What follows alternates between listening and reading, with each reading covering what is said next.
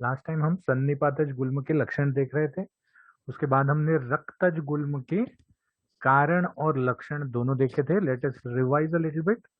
सन्निपातज गुल्म को अलग से इसलिए कहा गया है क्योंकि प्रकृति विषम समवेत सिद्धांत पे आता है। इसके जो लक्षण है, ये लक्षण इंडिविजुअली वात पित्तज और कफज गुल्म से अलग होते हैं। सन्निपातिज गुल्म में बहुत सारी वेदना होती है, कठोरता, hardness. The hardness of the lump will be heavy, it will be very hard. उत्सेध ज्यादा होगा, the lump will be more उन्नत। शीघ्र पाकी ज्यादा होगा, मतलब यूजुअली किसी भी विद्रधि को या व्रण को पकने में 5 से 7 दिन लग जाते हैं, लेकिन ये शीघ्र पाकी होगा। शीघ्र पाकी मतलब इमीडिएटली इसमें पक्वावस्था आ जाएगी, और सन्निपातज गुल्म असाध्य बताया है। नाउ कमिंग टू रक्तज गुल्म। रक्तज गुल्म के कारण हमने पिछली बार देख लिए थे। ऋतुकाल में वात वृद्धिकर आहार, स्पेसिफिकली उपवास, मैथुन के बाद गर्भ के भय से, रुक्ष आहार विहार, वेगावरोध और रति स्तंभक द्रव्य के सेवन से, जिससे योनि दूषित हो जाती है। रक्तज गुल्म के लक्षण में हमने देखा कि पिंडाकार हस्तपाद रहित ऐसा गुल्म उत्पन्न हो जाता है। Many of the times we correlated with fibroid, but it में this is just one correlation. We cannot say that रक्तज गुल्म is equal to fibroid. The reason is 10 मास के बाद सुख साध्य होके शरीर खुद से बाहर निकाल देता है। The only similarity we have here in रक्तज गुल्म is that जैसे फाइब्रॉइड होता है वैसे ही आर्तव दर्शन काल में ही रक्त गुल्म होता है, ऐसे बताया गया है। और वृद्ध या कुमारिका को नहीं होता, ये बताया गया है। और अगर फाइब्रॉइड वैसे ही रहे, suppose you get a female with a fibroid at 35, 36 और 40, so if the fibroid is just a finding, अगर ये फाइब्रॉइड सिर्फ एक फाइंडिंग है, तो do not try to treat that fibroid, just as we do not try to treat the gallstones. तो do not try to treat that fibroid if it is a finding. या अगर उसे menorrhagia है या dysmenorrhoea है, period ज्यादा आ रहे हैं, पीरियड्स के टाइम पे बहुत दर्द हो रहा है, तो treat the symptom, don't treat the fibroid, because that fibroid is anyway going to shrink off after 45 years or after she has menopause. So 10 मास के बाद सुख साध्य जो बताया है, उसके बदले में जितना पुराना रक्त गुल्म, निदान स्थान में आपने साध्या साध्य तो जब गुल्म का देखा था तो वहां एक श्लोक आया था कि रक्त गुल्म पुराणत्वम सुख साध्य लक्षणम। ये शायद निदान स्थान का श्लोक नहीं है, माधव निदान का श्लोक है। तो उन्होंने भी यही कहा है कि रक्त गुल में पुराणत्व, जितना पुराना उतना ज्यादा अच्छा ट्रीट करने के लिए। तो these are the only two similarities which we may find in रक्त गुल्म एंड फाइब्रॉइड। नाउ अंडरस्टैंडिंग गुल्म, we have to understand that रक्त गुल्म में सॉरी वातज पित्तज कफज और रक्त गुल्म में, why I am not saying सन्निपातज, बिकॉज सन्निपातज में 2 या 3 दोषों के संसर्ग, या सन्निपातज में 2 या 3 दोषों के साथ वाले कारण और लक्षण होते हैं। लेकिन अगर आप वातज पित्तज कफज और रक्तज के कारण देखो, तो हर कारण जो है वो एक दूसरे से अलग है, except for the fact that each of the causes, हर कारण will manifest into a disease, एक ऐसा डिसीज उत्पन्न करेगा जिसमें कोष्ठाश्रित होगा, वेदना होगी, उत्सेद होगा और अग्निमांद्य होगा। ये 4 लक्षण छोड़ेंगे तो बाकी इन कारणों का एक दूसरे से कोई संबंध नहीं दिखता। Similar is the case with लक्षण। लक्षणों में भी एक शूल और एक उत्सेद, ये 2 चीजें छोड़ेंगे तो बाकी कोई भी संबंध नहीं दिखता बाकी सब लक्षणों में, एक शूल और एक उत्सेद। So what we come to know of this is, और इफ वी इन्फर, अगर हमने इसका आज की तारीख में जो भी डिसीजेस मिलते हैं उस हिसाब से हमने इसका कोरिलेशन करने का कोशिश किया, तो we can come to a conclusion that जितने भी डिसीजेस हैं which have a lump formation और a elevation of something in the abdomen can all be classified as gulma, or were all classified as gulma, because ये 2 ही लक्षण सभी इसमें common है। तो जैसे इनके कारण और लक्षण अलग अलग है, वैसे ही इनकी चिकित्सा भी अलग अलग है। मतलब जैसे पित्तज गुल्म है, कफज गुल्म है और वातज गुल्म है, तो इन तीनों की, रक्तज गुल्म की चिकित्सा ज्यादा बताई ही नहीं है, बिकॉज रक्तज गुल्म पुराणत्वम सुख साध्य लक्षण, तो रक्तज गुल्म की विशेष चिकित्सा यहाँ नहीं बताई है। लेकिन वातज, पित्तज और कफज गुल्म में जो चिकित्सा हम देखेंगे वो भी चिकित्सा एक दूसरे से मेल नहीं खाती। The treatment also doesn't coincide or the treatment also is not similar in two cases of गुल्म। वातज गुल्म की चिकित्सा टोटली अलग है, पित्तज गुल्म की चिकित्सा टोटली अलग है और कफज गुल्म की चिकित्सा टोटली अलग है। जैसे ज्वर में था, सभी प्रकार के ज्वरों में शुरुआत में लंघन या आम पाचन, सभी प्रकार के रक्तपित्तों में अगर रक्तपित्त ऊपर की तरफ से आ रहा है तो शोधन, अधो तरफ से आ रहा है मतलब प्रतिमार्ग शोधन वॉज अ कॉमन फैक्टर। वैसे ही अगर क्षीण बलमांस वाला रुग्ण है तो स्तंभन was a common factor. So each of the previous each of the previous diseases we have studied can be correlated to a single disease or disorder, but this is not the case with gulma because it is a group of diseases or it is a group of disorders। तो इसीलिए इनकी चिकित्सा match नहीं करती। We go to the चिकित्सा सूत्र। अब गुल्म में चिकित्सा मैच नहीं करती, जहां पर चिकित्सा मैच नहीं करती वहां पर चिकित्सा सूत्र कैसा होगा? चिकित्सा सूत्र होने का कोई रीजन ही नहीं है, क्योंकि तीनों दोषों की चिकित्सा अलग अलग बताई गई है। तो चिकित्सा सूत्र जो है ये जनरलाइज चिकित्सा सूत्र है, इसका इंडिविजुअलाइज्ड दोषों के चिकित्सा से कोई संबंध नहीं है। लेकिन इसको मतलब चिकित्सा सूत्र करके क्यों लिया हुआ है, उसके दो रीजन है। The first and foremost important reason is that गुल्म इज अ वात प्रधान व्याधि। गुल्म इज अ वात प्रधान व्याधि। जैसे रक्त पित्त पित्त प्रधान था, या ज्वर जो है वो पित्त और आम प्रधान था, तो गुल्म इज अ वात प्रधान व्याधि। और इस वात प्रधान व्याधि में, वात प्रधान मतलब वात का प्रकोप हुआ है या वात की वृद्धि हुई है, और वात जो है वो शरीर में सभी चीजों को कंट्रोल करने वाला है, right from your excretion to your circulation, everything is controlled by वात। तो इस वात में और वृद्धि नहीं आए, ये वात ज्यादा नहीं बढ़े, इसका ध्यान हमेशा गुल्म की चिकित्सा में रखना पड़ता है। Because if you see pathologically also, if you see गुल्म, what is gulma? Most of the gulma is related to inflammation and infection of the abdomen, in the abdomen. So apart from a few cases of splenomegaly and hepatomegaly and hydronephrosis, ये तीन चार चीजें छोड़ेंगे तो most of diverticulitis है, क्रॉन्स disease है, everything is related to the inflammation and infection in the abdomen.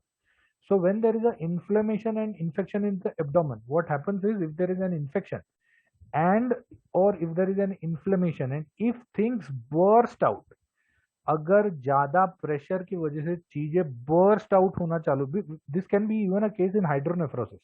Of course hepatomegaly और splenomegaly में ये सब चीजें नहीं होती, but even in hydronephrosis if things burst out, then what happens is you have a totally toxic abdomen, an abdomen in which things or toxins have already सब जगह जिसका प्रसर हो गया है, वो टॉक्सिन जो एक पर्टिकुलर एरिया में थे, या if the intestine burst out, what you will have a perforated intestine.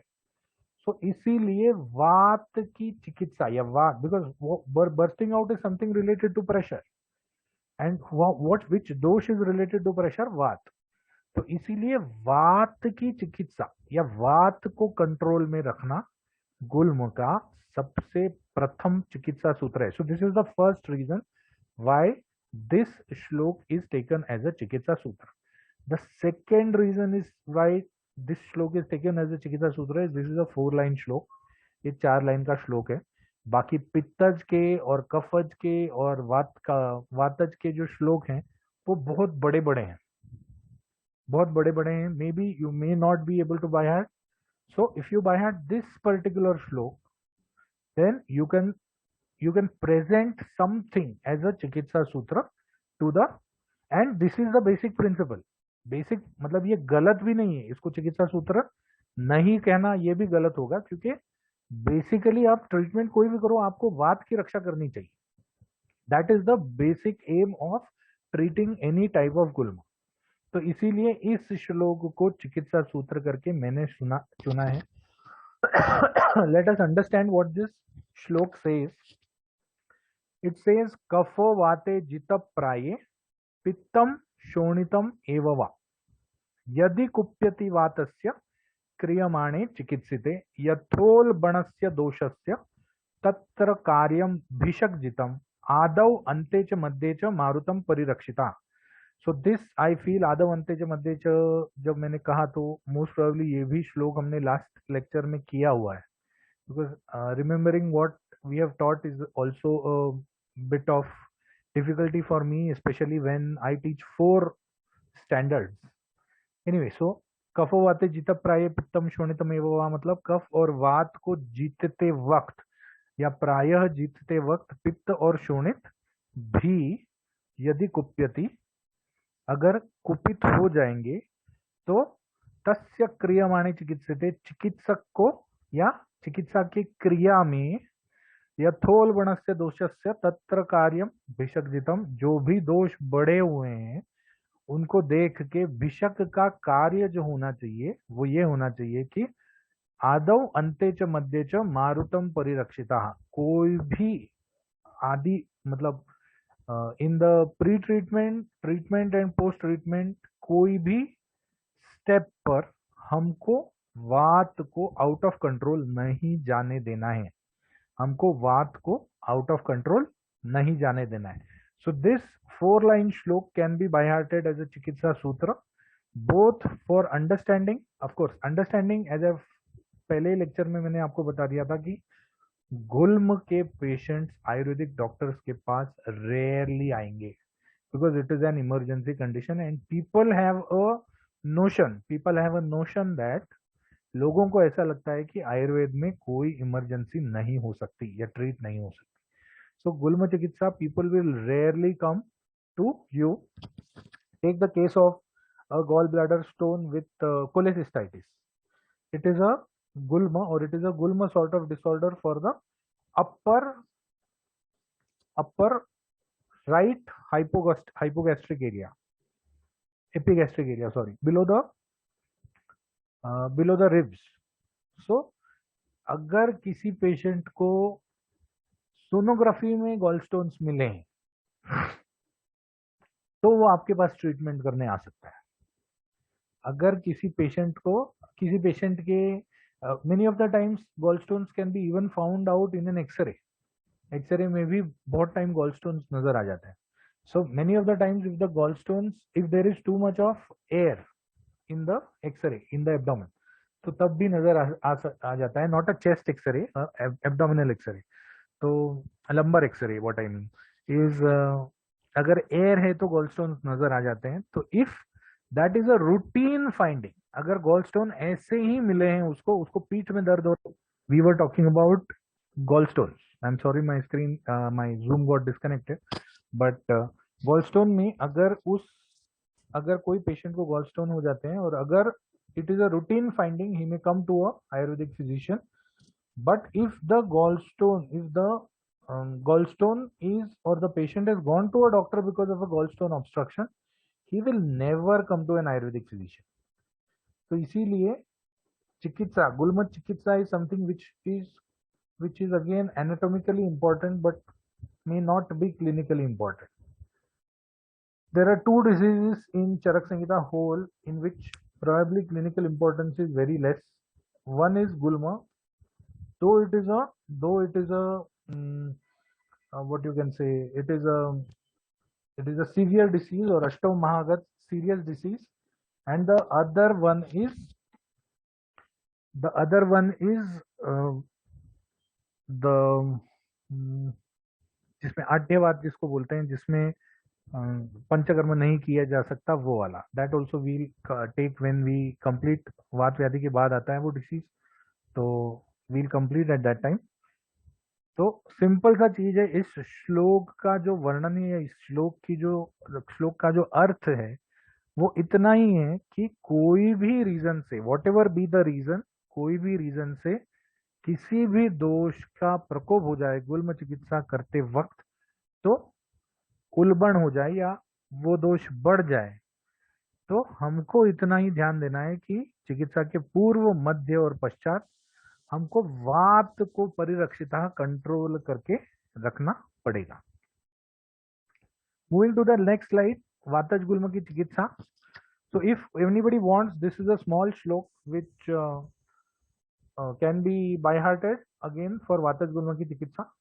पुनः पुनः स्नेह स्वेदम निरुह स अनुवासना प्रयोज्या वात गुल्मेशु कफ वित्तानुरक्षण. दिस क्लियरली मीन्स, अगर वात गुल्म की चिकित्सा आप देखने को जाओगे तो जितने भी फर्स्ट ईयर में जितने भी वात के उपक्रम बताए थे दोषोपक्रमणी अध्याय में, वर्ड टू वर्ड वो आया है. वातक के उपक्रमों में स्नेह बताया था, वातक के उपक्रमों में स्वेद बताया था, वातक के उपक्रमों में निरूह बताया था, और वातक के उपक्रमों में अनुवासन बताया था. तो ये चारों उपक्रम, वात गुल्म की चिकित्सा में चारों उपक्रम करने को कहा गया है. तो पुनः पुनः मतलब रिपीटेड मीन्स करना है. पेशेंट को अगर आराम हुआ तो फिर से करना है, नहीं आराम हुआ तो फिर से करना है. तो पुनः पुनः स्नेह स्वेदम निरुह स अनुवासना प्रयोज्या वात गुल्मेशु कफ पित्तानुरक्षिणा. साथ ही साथ हमको ये सभी जब उपक्रम हम कर रहे हैं तो इतना ध्यान में रखना चाहिए कि इन उपक्रमों से कहीं भी कफ और पित्त में ज्यादा प्रकोप नहीं हो. कफ और पित्त में ज्यादा प्रकोप नहीं हो. अब यहाँ पर कफ और पित्त में ज्यादा प्रकोप क्यों नहीं कहा गया है? Again we go back to the संप्राप्ति, कि अगर कफ और पित्त प्रकोपित हो गए और अगर उन्होंने स्रोतोरोध कर लिया तो ये जो कम किया हुआ वात है वो फिर से बढ़ जाएगा. कम किया हुआ वात है वो फिर से बढ़ जाएगा. इसीलिए कफ और पित्त में अनुरक्षण या कंट्रोल रख के, control means it is not that बिल्कुल भी प्रकोपित नहीं हो या बिल्कुल भी बढ़े नहीं, but if they have increased they should be in such a state that they can be controlled. So, वातज गुल्म की चिकित्सा में स्नेहन, स्वेदन, निरूह और अनुवासन. The important word here is पुनः पुनः. पुनः पुनः मतलब रिपीटेडली. सो पुनः पुनः स्नेह स्वेदम निरूह अनुवासना प्रयोज्या वात गुल्मेशु कफ पित्तानुरक्षणा. अब स्नेहन कैसे देंगे? देखो, उन्होंने स्नेह बोला है तो स्नेहन कैसे देंगे? स्नेहन आप भोजन के साथ दे सकते हैं. भोजन के साथ स्नेह देने का सबसे बढ़िया तरीका क्या है कि मूंग की खिचड़ी लो या कोई भी खिचड़ी लो या यवागु लो या चावल लो और उसके ऊपर घी डाल दो. तो और अगर वो घी सिद्ध है, तो it is the best thing to do. तो भोजन के साथ घी दे सकते हैं. साथ ही साथ स्नेह पान करवा सकते हैं. स्नेह पान जैसे अच्छा पान हम करवाते हैं, ये करने के वक्त जब हम स्नेहन देते हैं या विरेचन वगैरह करवाने के पहले जब स्नेहन देते हैं तो हम स्नेह पान करवाते हैं सुबह सुबह. तो स्नेह पान भी करवा सकते हैं अलग अलग सिद्ध स्नेहों का वातज गुल्म की चिकित्सा के लिए. बाह्य स्नेहन के लिए उन्होंने अभ्यंग बोला है, अलग अलग तेलों से अभ्यंग बोला है. विशेषतः बाह्य स्नेहन जो है वो वात शामक तेल जो है उनसे करवाएंगे तो ज्यादा अच्छा. अब तेल खुद ही वात शामक है, लेकिन अगर तेल को और वात शामक द्रव्यों से सिद्ध किया जाए, जैसे शतावरी तेल है या फिर सहचर तेल है, तो ये जितने भी तेल हैं जो तेल के वात शमत्व को और अच्छी तरह से बढ़ा देते हैं, तेल के वात शमन के जो कैरेक्टरिस्टिक्स हैं उनको और अच्छी तरह से बढ़ा देते हैं. तो इसीलिए अभ्यंग भी वात शामक तेलों से अगर करवाए तो ज्यादा अच्छा है. There are other oils also, जैसे विषगर्भ तेल है, तो विषगर्भ तेल जो है ये भी वात शामक है, उसमें कोई डाउट नहीं है. लेकिन विषगर्भ तेल में जितनी भी चीजें पड़ती हैं वो सब उष्ण तीक्ष्ण है. तो विषगर्भ तेल वात शामक होते होते पित्त को बढ़ाने वाला भी हो सकता है. तो इसीलिए try to utilize all those oils sorry all those oils which are more vata shamak and those which do not vitiate or those जिसमें कफ पित्त का अनुरक्षण हो जाएगा या उसमें वृद्धि नहीं होगी। तो this is the sole reason why a particular द्रव्य गुण और रस्य शास्त्र पढ़ने के पीछे रीजन ही ये है कि there are many drugs, which drug to pick, कौन सा ड्रग पिक करना चाहिए। That is what you are learning in second year and third year, from second year, from third year onwards you are utilizing the drug and looking at the efficacy, utilizing the drug and looking at the efficacy. So second year के knowledge के बाद ही third year में आप drug pick करके उसकी efficacy देख सकते हो। लास्ट में आता है, एक तो ऊपर से हमने तेल डाल दिया जब हमने स्नेहपान कर दिया, अब नीचे से तेल डालना, दैट इज बस्ती है, विविध प्रकार की बस्ती। ये विविध प्रकार की बस्ती, अब जहां बस्ती कहा गया है वहां हमको दोनों बस्ती माननी चाहिए, one is Uttar Basti and one is regular Basti, that is अष्टापन Basti, sorry अनुवासन बस्ती। तो ये दोनों बस्ती माननी चाहिए। तो स्नेहन जो है वो बस्ती देके भी किया जाता है। तो इन्होंने, चरक ने अपने वात गुल्म की चिकित्सा बताते हुए कहा है कि अगर ऊर्ध्व मतलब नाभि के ऊपर, अगर ऊर्ध्व या नाभि के ऊपर अगर ये आया हुआ हो, गुल्म का ज्यादा प्रभाव आया हुआ हो, तो स्नेहपान करके हम वात गुल्म में चिकित्सा कर सकते हैं। और अगर गुल्म का नाभि के नीचे ज्यादा प्रभाव आया हुआ हो तो बस्ती देके हम स्नेहन करवा सकते हैं। स्नेहन के बाद क्या करवाना है, स्नेहन के बाद स्वेदन करवाना है। ध्यान रखिए यहाँ पर स्नेहन के पश्चात स्वेदन बोला है, स्नेहन के पश्चात स्वेदन बोला है। स्वेदन देने से क्या हो जाता है, स्वेदन देने से स्रोतोमुख, ये फिर से स्वेदन के जितने भी फायदे हैं ये सब हमने फर्स्ट ईयर में सीख लिए हैं, इसीलिए मेरा हमेशा फर्स्ट ईयर वालों को ये कहना होता है कि फर्स्ट ईयर ठीक से पढ़ो। एक बार आपने फर्स्ट ईयर ठीक से पढ़ लिया तो the next all years are just application of first year. तो स्रोतोमुख मृदु हो जाता है, स्रोतोमुख मृदु हो जाता है, स्रोतोमुख मृदु होने की वजह से पीछे वाला प्रेशर सहन नहीं कर पाता और धीरे धीरे खुलना चालू हो जाता है। तो इससे क्या हो जाता है, विबंध नष्ट हो जाता है। जैसे क्योंकि महास्रोतस भी तो एक स्रोतस है, तो जैसे ही स्रोतोमुख धीरे धीरे खुल जाएगा वैसे धीरे धीरे विबंध भी नष्ट हो जाएगा और वात गुल्म शांत हो जाएगा, वात गुल्म शांत हो जाएगा। So what we will do is we'll pause the lecture for a few moments here. I will disconnect the lecture. In the meantime, I am giving you the list, the link for attendance. All of you can give the attendance and join the other part of the lecture.